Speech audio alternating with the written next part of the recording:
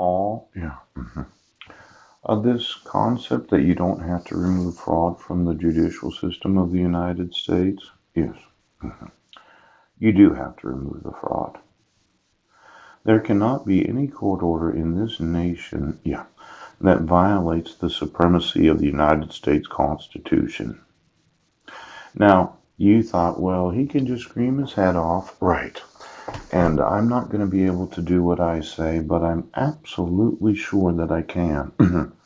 I just gave you an example of what due process is not.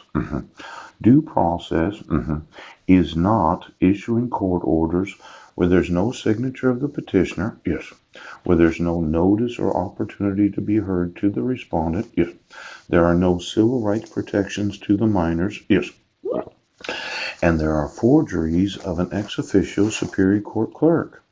Now, that is an example of what due process is not.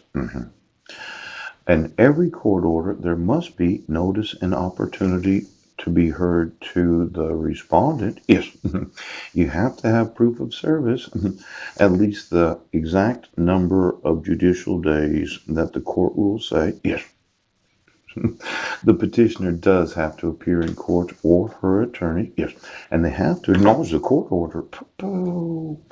You have issued the most fraudulent court order in the nation's history.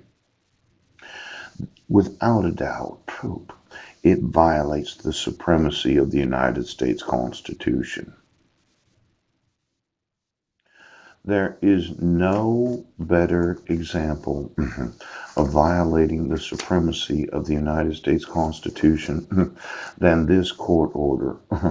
It actually says the court does not have jurisdiction over the parties, the minors, and the subject matter because the respondent did not have reasonable notice and an opportunity to be heard. Notice of this hearing was not served on the respondent by personal service, service by mail, or service by publication. The respondent did not receive actual notice of the hearing. The respondent was not present at the hearing. This order was not issued in accordance with the full faith and credit provisions of the Violence Against Women's Act. Now, there is not a better example, yes, of the fraud of violating the supremacy clause of the United States Constitution.